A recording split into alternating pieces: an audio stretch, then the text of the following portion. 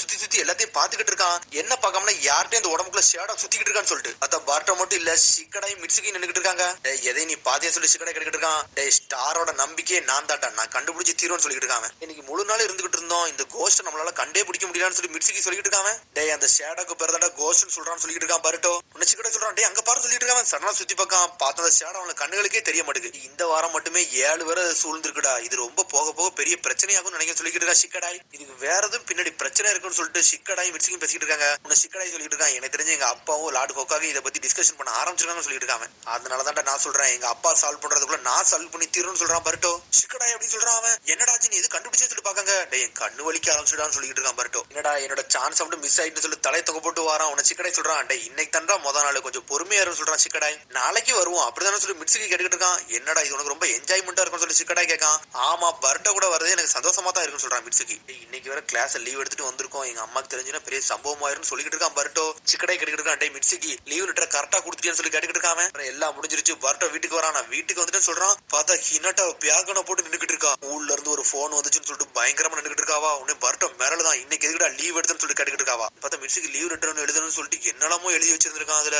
முட்டாளு மீஸ்கி என்னத்தடா எழுதி வச்சுன்னு சொல்லிட்டு மிரண்டான் பருட்டோ. அடுத்து பார்த்தா சீனா சென்சிட்ட கூட்டு வந்துட்டா ஹினாட்டா. சிக்கடாய் மிட்சுகி நீங்க எங்கடா சுத்திக்கிட்டு இருந்தீங்க, என்னடா நினைச்சிட்டு சொல்லி சீனா கேட்கான். எங்களுக்கு ஒரு இம்பார்ட்டன்டான டியூட்டி இருக்கு, அதுக்காண்டி நாங்க வெளியே போகணும்னு சொல்லிட்டு இருக்காம. உங்களுக்கு சொன்னாலும் புரியாதுன்னு சொல்றாங்க.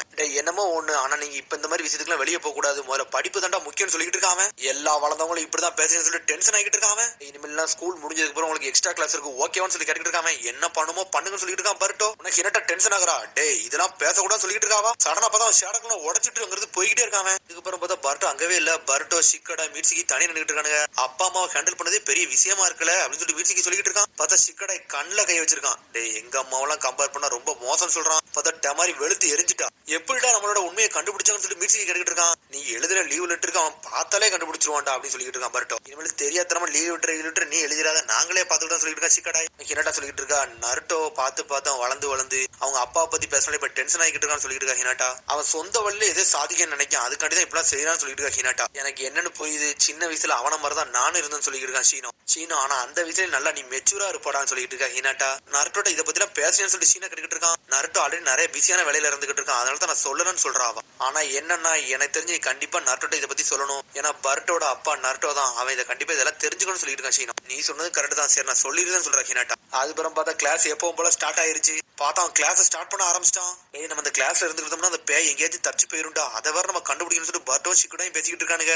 இனிமேல் நம்ம பொய்யாலாம் லீவ் எடுக்க முடியாதுடா, அதான் பெரிய பிரச்சனைன்னு சொல்ற சிக்கடாய். பார்த்தா சீனா என்ன எழுதிருக்கோம்னா ஒர்க் பிளேஸ் எக்ஸ்பீரியன்ஸ் போட்டிருக்காம. ஒர்க் பிளேஸ் எக்ஸ்பீரியன்ஸ் சொல்லிட்டு எல்லாரும் ஷாக் ஆகுறாங்க.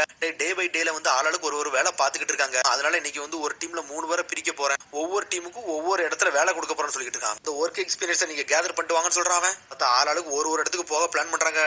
நம்ம ஃபயர் ஒர்க் ஃபேக்டரிக்கு போவோம்னு சொல்லி இவா போய் பேசிக்கிட்டு இருக்கான். பார்த்தா ஆளுக்கு ஒன்னு சொல்றானுங்க. நம்ம ஃபயர் பம்ப் இடத்துக்கு போவோம், நம்ம போஸ்டல் இடத்துக்கு போவோம், நம்ம நெயில் கட்டர் இடத்துக்கு போவோம்னு சொல்லிட்டு ஒன்னொன்னா பேசுறாங்க. பர்ட்டோ சொல்றான், சிக்கடை நீ என்ன மாதிரியே கலர் அடிச்சு கூட மண்டைக்கு, அப்பனாதான் நீ என்ன மாதிரி டிரான்ஸ்பர் ஆனாலும் உனக்கு கரெக்டா இருக்கும்னு சொல்லிட்டு இருக்கான்.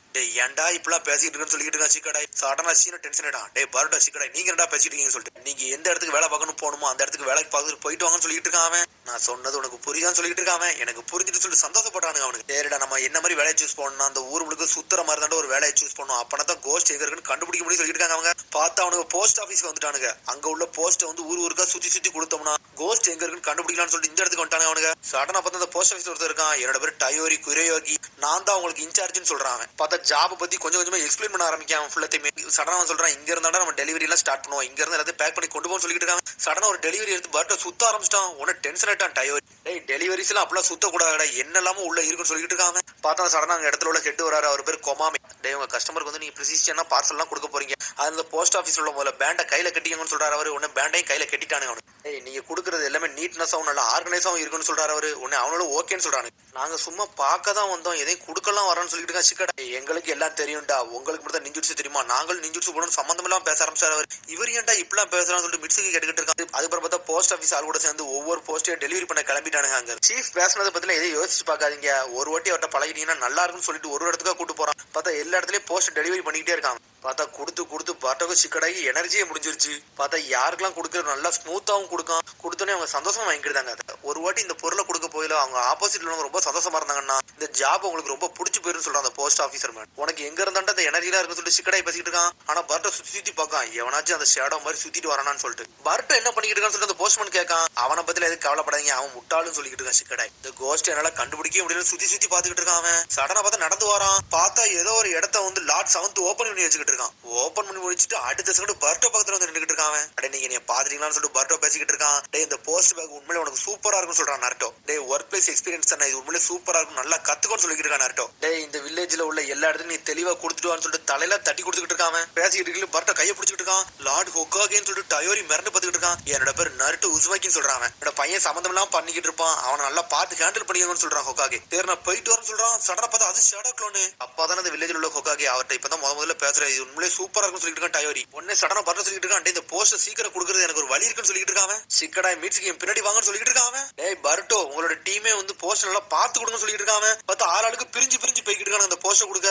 பார்த்தா ஸ்ட்ரைட்டா எல்லாம் கொடுக்க மாட்டேங்குன்னு தூக்கி வீசுறானுங்க ஒவ்வொரு இடத்துலயுமே. பார்த்தா மீட்ஸ்க்கு ஒரு இடத்துல இருந்துட்டு கையை நல்லா ரப்பர் மாதிரி ஆக்கி ஒவ்வொரு இடத்துலயும் வீசிக்கிட்டு இருக்கான். அதுக்கப்புறம் பார்த்தா மெட்டல்லையே கட்டுறாங்க. பார்த்தா ஃபயர் ஸ்டேஷன்ல வந்து வேலை பார்க்க வந்திருக்கான். அவன் ஒர்க் பிளேஸ் எக்ஸ்பீரியன்ஸ் பாக்குறதுக்காண்டி பார்த்தா தண்ணி அடிக்கன்னு சொல்லிட்டு சுத்திக்கிட்டு போய்கிட்டு இருக்கான். இங்க ஒரு பக்கம் இவா பையன் டெங்கியும் சேர்ந்து பட்டாசு கடையில வேலை பார்க்க மாட்டானுங்க. பார்த்தா வேலை பார்க்கறன்னு சொல்லிட்டு என்னென்னமோ பண்ணி இந்த வெடிச்சு செதறிடுச்சு. ஆனா இன்னொரு பக்கம் சிக்கடாய் பர்ட்டோ மீட்ஸ்க்கு ஒரு பக்கமா வந்து போஸ்ட் டெலிவரி பண்ணிட்டே இருக்காங்க. இங்க சோச்சாவை சாரடாவே கட்டுறாங்க. பார்த்தா அவங்க வந்து பன் ஃபேக்டரிக்கு போய்கிட்டு இருக்காங்க, பன் எப்படி செய்யறாங்கன்னு சொல்லிட்டு. அதுக்கப்புறம் வாட்டர் பியூரிஃபிகேஷன் பிளேஸுக்கு வரான். அங்க வந்து போஸ்ட் கொடுக்க வரான். டே பர்ட்டோட எல்லாரும் சொல்லிட்டு கத்திக்கிட்டு இருக்காங்க. பார்த்தா கிளாஸ் ரெப் டீம் அங்கதான் நின்றுட்டு இருக்காங்க. வாட்டர் பியூரிஃபிகேஷன் கிளாஸுக்கு வந்திருக்கீங்க, இங்க வந்து ரொம்ப போரிங்கா இருக்குன்னு சொல்லிட்டு இருக்கான் பர்ட்டோ. இன்னொரு பொண்ணு சொல்றான், ஆமாடா நீ சொன்ன மாதிரி ரொம்ப போரா தான் இருக்குன்னு சொல்றா. இன்னொரு பொண்ணு சொன்னோன்னு கிளாஸ் ரெப் மிரண்டா, நான் தெரியாதனமா உங்களை இந்த இடத்துக்கு கூட்டு வந்துட்டேன்னு சொல்லிட்டு. சரி என்னமோ ஒண்ணு நான் இங்க போயிட்டு வரேன்னு சொல்லிட்டு பர்ட்டோங்கிறது கிளம்புறான். இங்க ஒரு பக்கம் டயரி எல்லாத்தையும் கொடுத்து முடிக்கான். பர்ட்டோவும் சிக்கடாய் வேகமா வந்துட்டானுங்க, நாங்க எல்லாத்தையும் டெலிவரி பண்ணி முடிச்சோம்னு சொல்லிட்டு. என்னடா இவ்வளவு ஃபாஸ்ட் எல்லாத்தையும் டெலிவரி பண்ணிட்டீங்கன்னு சொல்லிட்டு டயரி பாத்துக்கிட்டு இருக்கான். வேணா கொடுங்க உங்களுக்குள்ளே நாங்க டெலிவரி பண்ணிடுறோம்னு சொல்லிட்டு இருக்கான். இந்த வேலை வந்து ரொம்ப ஈஸியா இருக்குன்னு சொல்லிட்டு இருக்கான். சடனா மிட்ஸுக்கு வேகமா வரான். டே பர்ட்டோ அங்க ஏதோ ஒரு சம்பவம் ஆயிருச்சு, செஞ்சு பார்க் பக்கத்துல விஷயம் நடந்துருச்சுன்னு சொல்லிட்டு இருக்கான். எனக்கு தெரிஞ்ச இந்த கோஸ்ட்னு சொல்லிட்டு இருக்கான். டே செஞ்சு பார்க் பக்கத்துல ஒரு வில்லேஜ் இருக்குடா, நம்ம கரெக்டான டைமுக்கு பேரலாம்னு சொல்லி சிக்கடாய் பேசிக்கிட்டு இருக்கான். டே நம்மளால முடிஞ்ச அளவுக்கு எந்த அளவுக்கு வேகமா போக முடியும் போகணும்னு சொல்லிட்டு வேகமா போய்கிட்டு இருக்கானே அவனுக்கு.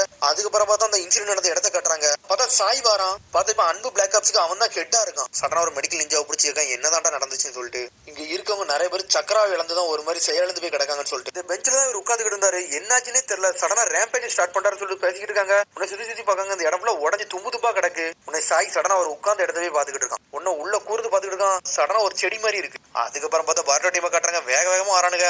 பார்த்தா அவனுக்கு வந்ததே லேட்டு, எல்லா இன்வெஸ்டிகேஷன் முடிஞ்சு போயிருச்சாங்க. டே மான்சர் அடுத்த வாட்டி என் கண்ணில் மட்டும் நீ சிக்கி சின்ன பின்னமாயிரும் சொல்லிட்டு இருக்கான். பர்ட்டோ கத்துறான். அதுக்கப்புறம் சாய் நடந்த இன்சிடென்ட் எல்லாத்தையும் வந்து நாட்டோட சிக்கமோட்டே சொல்லிட்டு இருக்கான், எங்கெங்க இந்த இன்சிடென்ட் எல்லாம் நடந்துச்சுன்னு சொல்லிட்டு. இந்த வாரத்துல 8 நடந்துருச்சு, என்னதான் ஆயிருக்கும் சொல்லி நாட்டை கேட்கான். ஆனா இது நடந்தது எல்லாமே அகாடமி பக்கத்துல தான், ஆனா ரேண்டமான டைம்ல தான் நடந்திருக்குன்னு சொல்லிட்டு இருக்கான் சாய். ஆனா இதுக்கு பின்னாடி யாரு இருக்கா நம்மளால கண்டுபிடிக்கவே முடியலன்னு சொல்றான். ஆனா ஒன்னே அப்படின்னு சொல்றான். இந்த இன்வெஸ்டிகேஷன் எனக்கு ஒரே ஒரு க்ளூ மட்டும் கிடைச்சுன்னு சொல்றான். ஃபார்பிட்டனான டெக்னாலஜி யூஸ் பண்ணிருக்காங்கன்னு சொல்லிட்டு. அப்பனா என்னன்னா தடை செய்யப்பட்ட டெக்னாலஜி யூஸ் பண்ணிருக்காங்க.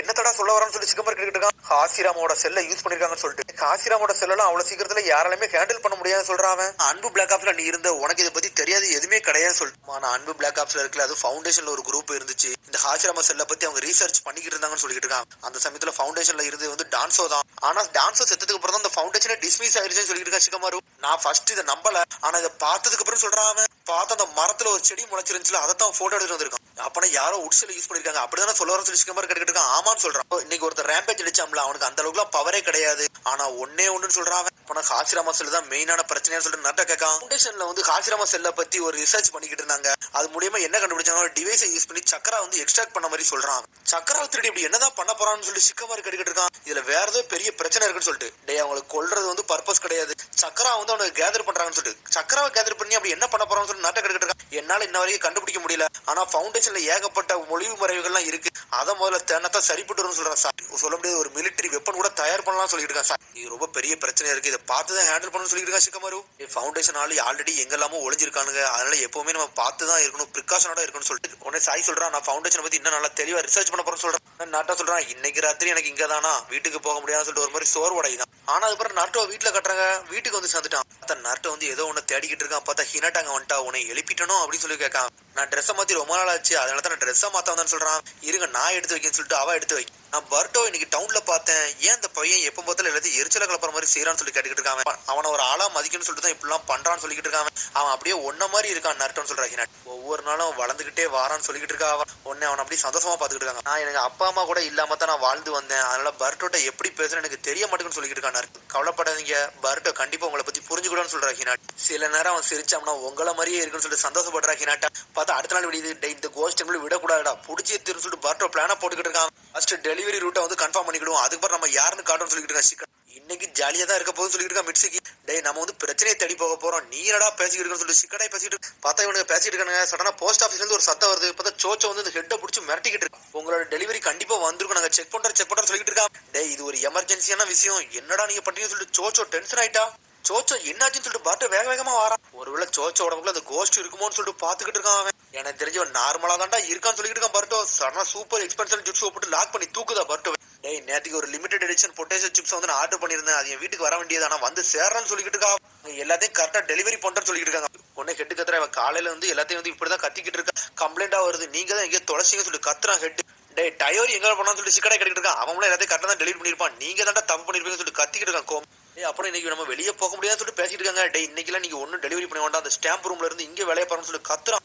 என்னடா உள்ள ஸ்டாம்ப் அடிக்கிற வேலையை கொடுத்துட்டாங்கன்னு சொல்லிட்டு பர்ட்டோ முடிச்சுக்கிட்டு இருக்காங்க. சரி நம்மளுக்கு ஒரு வழி இல்ல, நம்ம இங்க உட்காந்து ஸ்டாம்ப் அடிச்சுக்கிட்டு போன்னு சொல்லிட்டு சிக்கன். டே என் கண்ணை வச்சு நான் எல்லாத்தையும் கண்டுபிடிக்கணும்னு சொல்லி கத்திக்கிட்டு இருக்கான் பர்ட்டோ. டேய் கண்டிப்பா நீ தானே டெலிவரியில வந்து தப்பு பண்ணிருப்ப, ஓமலதான் எல்லா தப்பு இருக்குன்னு சொல்லி சிக்கடை சொல்லிக்கிட்டு இருக்கான். ஏன் மேலாம் தப்பு இருக்கான்னு சொல்லிட்டு மாத்தி சண்டை போட்டுக்கிட்டு இருக்கானே அவனுக்குள்ள. பார்த்தா இவனுக்கு பேசிக்கிற நேரத்துல வெளியே இருந்து ஒரு சத்தம் வருது. என்னன்னு பார்த்தா நியூஸ் காட்டுறாங்க.